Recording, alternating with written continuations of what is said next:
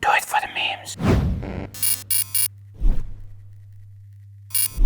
Hello and welcome back to another episode of Esports Vikings Weekly. My name is Teemu and to my left is... Well, hello. Janne here. Oh, I'm back. we are back, actually. We're back. We're back from Arctic Invitational, which was a week ago at Saturday, and it was pretty damn cool. It was a really nice event. We really had a good time. We almost saw the Finnish boys make it to the final, but sadly not. But the arena was great at the time for that game, so not much else to say for me. I mean, it was a great event. If people want to read about it, go to our websites, Finnish and Swedish. We wrote about it in 2 languages. Boom. So, moving on to today's topics, which are the roster changes. As we know, during autumn we get those in Dota and CSGO especially. Yeah. After the international and then the last major, which was Berlin in Counter-Strike this year. So, starting with Dota. Yeah, we have a lot going on. It's been pretty crazy, like it always is after TI. So we are looking at a lot of changes, a lot of interesting changes. I think usually we can expect, the changes coming, but these are quite special. So where do we want to begin? Because it's a whole lot. So let's start with Mr. Kuroki and Team Liquid this time. Interesting. So Team Liquid is pretty much known for being like the best team ever, besides OG now. So interesting. They are actually looking to make their own organization, and Team Liquid are standing without a team right now, but I'm sure they will pick up a very competitive team. Of course. This. Yeah. So, again, I think it's obvious that this Team Liquid version with Viha is a really, really strong team. They showed that during TI, so it's good to see them sticking together. I really like that, and yeah, we'll see. We'll see what happens with team names and so on. Yeah, all I know is that, or all that's published is, it's been Kuroki's dream for a long time to create his own organization, so it has been stirring for a while, and as you said, Liquid will surely pick up a roster, but time will tell. For sure, and this thing with making an own organization for the players, it's happening more and more, so this is not something unusual at this point. We've seen it in other games as well. So yeah. So staying in North America, we have the evil geniuses Bleeding Blue, who are now without SumaiL and S4. Yeah, very interesting. Obviously, SumaiL is an iconic player for Evil Geniuses, and he's also in almost everybody's mind one of the best mid players in the world still, despite the results they are having. S4 has been struggling. As a Swede, it's not fun to say, but I think at this point it's obvious, and it was also obvious to see, these changes, they were coming. But I didn't see SumaiL going. How about you? I was surprised, really surprised to see SumaiL go. But what made it fun was the Twitter conversation. Well, not a conversation, but just a small spice. Yeah, I'm not sure how serious we should take it, but it's very, very spicy. It's very spicy. Seb, OG, it's always about memes. But sure. SumaiL said he's always wanted to play for an EU org. So we'll actually touch this topic a little later on. But EG is now playing with Fly, Arteezy, Crit, Ramses, and Abed. It's surprising to say the least. If we discussed this a month ago, I wouldn't have guessed this, but it's a very, very interesting team, and I think we're gonna see Ramses go to the offlane, which he's been playing it before a long time ago, and he's also been spamming it apparently in pubs now. So I think the mix is interesting because Abed is obviously one of the most talented mid players in the world. There's no doubt about it. He hasn't really found a home yet, but he was good in Fnatic. I liked him in Fnatic. It didn't really work out. But if we're talking about what could change for the better in EG, I'm not really sure. Because the team is good on paper, right? It is. But we had SumaiL and Arteezy not working out. So is Abed and Arteezy going to work out better? I'm not too sure it is, but... The question remains, these lineup that EG has now, good or bad? That's a tough question, but I'll put it like this. Bad if you compare to the old one. It's still going to be a competitive and good team, but it's not going to work out better. Okay. You follow? Yeah. All right. So let's put it as a bad then. Okay. Because they're not going to be better. That's just my take on it. So as we know, Ramses is now with EG, so we talk about Virtus Pro, which has dominated again the DPC season. Then we get to TI and it's pile of diarrhea, so to speak. I mean, it's the same old story, right? And it's expected. We talked about it before TI. Well, we were pretty clear about it. If they don't succeed this time, it has to be the end of the road. And well, now all the players are basically scattering all over the place. So obviously, Ramses to EG. We see Pasha going to Navi, and the other players unconfirmed right now, I think. Yeah. I think Solo's staying in Navi, but it's all falling apart, basically. So Pasha to Navi, Yeah. good or bad? Good for Navi, bad for Pasha. Okay. You know what I'm saying, Yeah, right? yeah, I know. Navi's going to be better, but Pasha's going to do worse than in VP. So Yeah, it's his pretty teammates simple. are not good enough. That's really harsh, but no, I mean, Navi is not a team. It's not a top tier team. Navi's not a team. All right. That might have come out wrong, but you know, still, it's probably pretty true. Oh, okay.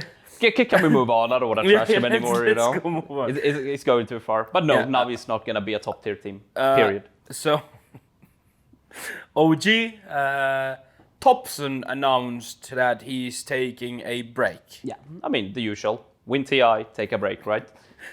We have Anna taking a break too, apparently, so... Well, Yeah. Anna just disappeared, right? Yeah. He took the ages and then he kind of like faded away. Yeah. Now we'll see him sometime in May, June, you know, next year, and then third TI. But so anyway, okay, Topson this time. Winning 2 TIs, I'm pretty sure you need some time. Just relax for a bit, think about what you want to do. Think about how to use the money. That too. I mean, he has 2 wins now, so 100% win rate, decent. Yeah. So he's just... What I think he's doing is... I think he even might be streaming right now playing Dota. So he's just taking a break from professional Dota. And Is he still streaming though? Yeah. Oh yeah, okay. Cool. Well, anyway, I think I think that's not a good or bad thing. Well, it's bad for OG, bad for the fans, but I think it's good for Topson. I mean, it's kind of the same thing like with Anna last year, right? They're just going to take a break, and we'll see, obviously, if they come back together as all 5. I think But it's going to happen in May. Yeah, probably, but they can go for a 3rd TI, you know? Yeah. How awesome is that even to have the opportunity to go for a 3rd straight win? I mean, I'm pretty sure they'll come back together eventually. We do have the whole SumaiL thing apparently, though, but who knows? See. I would like to see that, though, because... SumaiL and OG? For me, SumaiL's a better mid player than Topson, but Topson fits perfectly in OG, and I'm not sure if SumaiL could, but we'll see. Then another Finn taking a break, MATUMBAMAN. Apparently the Finns are getting lazy or something. What's going on? Just need a break. Okay. But he said he'll be back, right? Yeah, he is going to be back by the 2nd major, apparently. So that's the plan, it seems. So who knows what team he's going to be on or anything. But also it feels a little bit strange because now would be the time to find a team, you know. But maybe there's some plans, who knows. Who knows? He'll be back. That's not a good or bad question either. That's the important part. The Finns will be back. The Finns will be They'll back. take a break, but they'll be back. Okay, then we travel to Sweden once again. We talk about ninjas in pajamas. First of all, Fata departs or gets booted. Quite a few players got the bad end of the stick there after a bad result in TI. Okay, but Fata puts his own stack together. Yes, and I really think this is one of the most skillful stacks, even though people won't give this team much credit, I'm sure. They will underestimate this team, definitely. But there's a lot of talent, and there's one of your favorites from TI as well, Nico Baby in there. He was really good. Yeah. Really, really good. I was really impressed by his play because I barely knew the guy before. No, me neither. So I was super impressed. Then you have the experience from Fata, and you also have Limp, Hansken, and 33. Yeah. So this a good mix of talent and experience in that team. I really like it. And like I said, it's not the biggest names, but there's something there, and I believe in it. So the something is massive potential. This is massive potential, I think. This is way, way, way better than people think. And for an example, Limp is one of my favorite players since a far time back. He's never gotten to show his true potential in Dota. I really think he hasn't. And he's always been one of the top MMR players. You know, it says something. If you're a mid player and you reach that top level, you got something, right? You just need to find the right chemistry and the right team for it to utilize it, you know? And I really think this could be the time. So, let's call it the Fata stack. Good or bad? This is really good. Fair enough. I believe in it. And I'm sure, just to add, obviously, I'm not saying they're going to go and win TI and win majors. But compared to what people think about this team, I really think they can be a really solid top 10 team in the world. You know, let's say we can compare them to NIP earlier. Not a top tier team who wins tournaments or the big tournaments, but they are there and they can compete with any team in the world. So I believe in them, yes. All right. And with that said, NIP announced their new roster, which is Skyter, Gunner, Universe, PPD, and Biver. Yeah. What's there to say? I mean, PPD can make magic out of a lot of teams, and seeing him back with the Universe is interesting. Universe, one of my favorite offlane players, you know, and there's also some interesting names like Beaver and Skitter, and they have struggled, or how should I put it? They have done well. They've done well in lesser teams. Yeah. To put it like that. And I think with the leadership of PPD and a team with experience from Universe and PPD, this can be something good. So, in a good or bad scenario, I think we're gonna go back to me saying it's good, but this team is not gonna be better than the best version we had of NIP ever. Fair enough. Solid team for sure, but I don't think the potential is there to be great. So, can I go in between? It's your opinion. Let's say like this. If I have to choose, it's a bad. Because NIP has been better. Okay. You know, let's leave it there.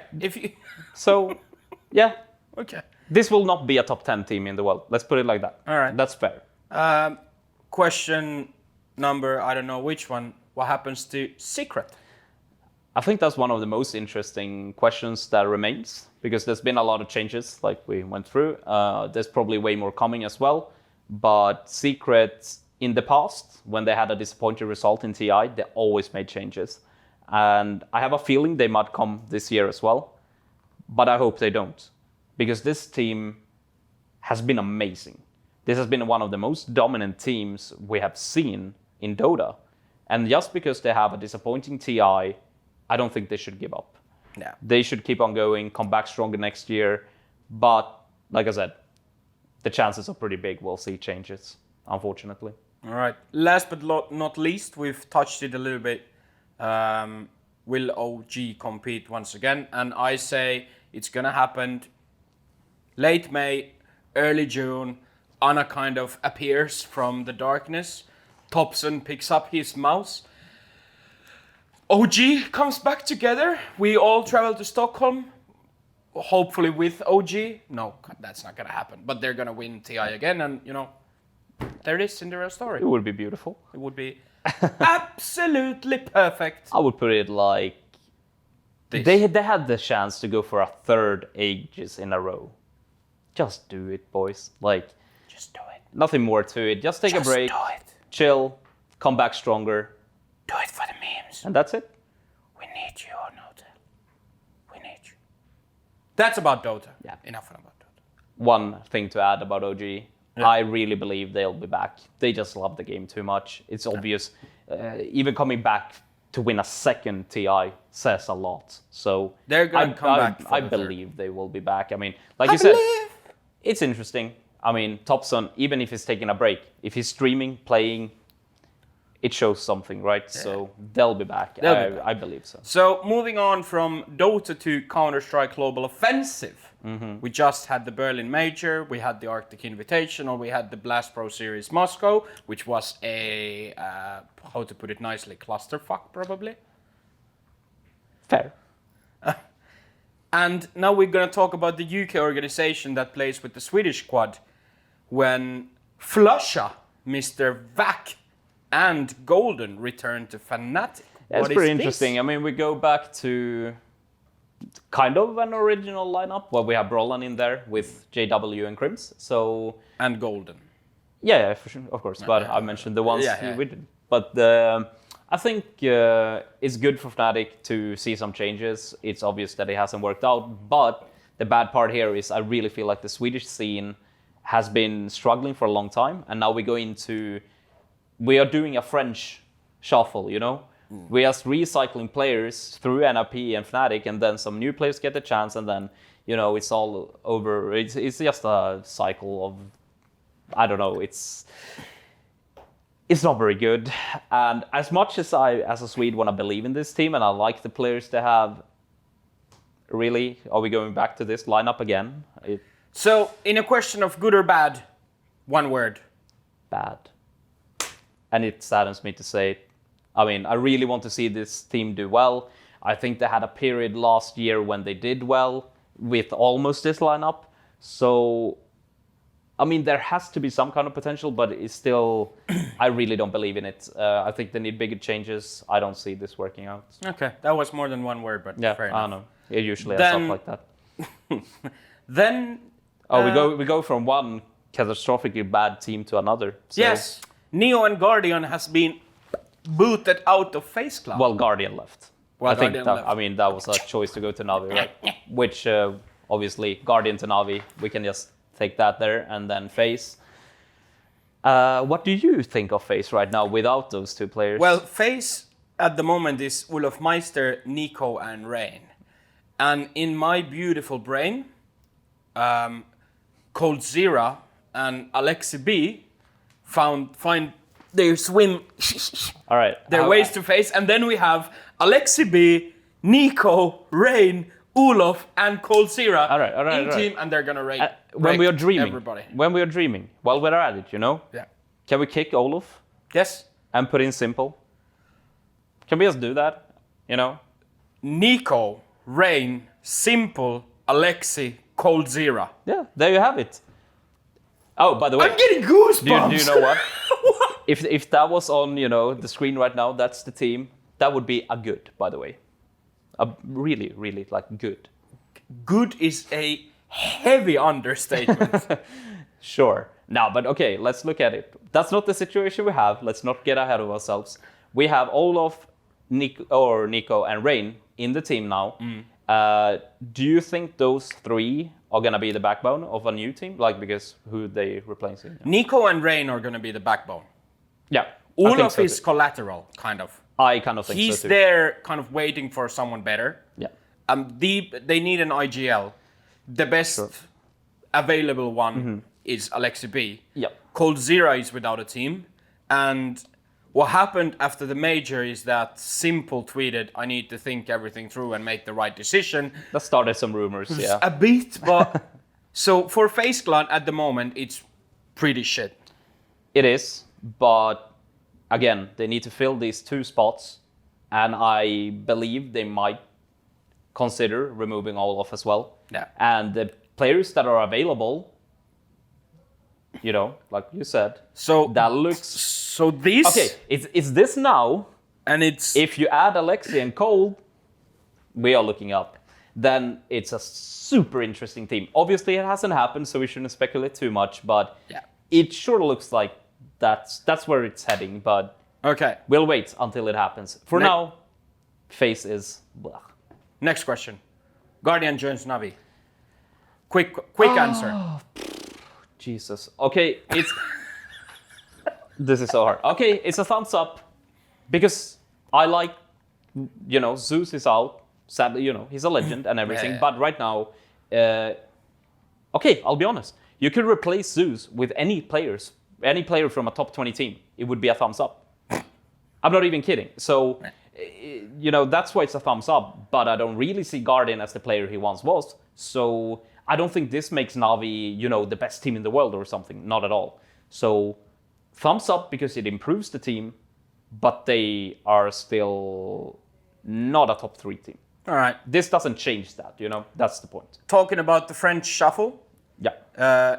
Shox replaces NBK in Vitality. Yeah, very interesting change. I mean, Vitality has a great year behind them. Like, look at the beginning of the year. How many people believe this team would be considered a top 2 team in the world? Seriously, Yeah. Not a lot of people, right? No. And I think it's unexpected to see these changes, even though they had some lackluster results. Also, I really need to think about this, but I mean, Shox on his best is obviously great. Yeah. But how often does he reach that today? I don't really see it. So you see that as a thumbs down? I actually do. Yeah. I actually agree. I think that was a stupid move. Yeah. That's it. And then we have Keo and G2. I think he's just going to be there as a stand-in for now, but maybe it's his home later, who knows. We'll see. G2 has obviously up and down, but not bad. There's some hope they might do better this year, or, at the end of the year. But with G2 and Keo, all I do is this, because I have absolutely no idea what's going to happen. That's pretty much it. Yeah, it's really hard to say anything about the team. Sometimes they win some games, sometimes they lose some games. There's no stability, and there's not really... I don't think there's any potential they will become like a top 5 team. I really don't see that. No. And honestly, I'm a little bit scared for the French scene in general, because now they had a great, rise up with Vitality, and they were like, oh, French CS is back. Yeah. And now they make this change. I can add the Shox thing. It's high risk, but it's high reward. If they can get Shox playing or being his best self, they will do great. But I don't think he will. So then that means French CS is back to issues, Okay. Time is running out. I have one more thing to add. Yeah. Well, 2 more things. First thing is like and subscribe. The second thing is, what are you doing, ENCE? Good question. Everything that happened with the roster move, that Aleksib was benched and then addition of Sunny, that was a bit of a massive shock. The way Aleksib handled everything in the major and everything, perfection, absolute professionalism.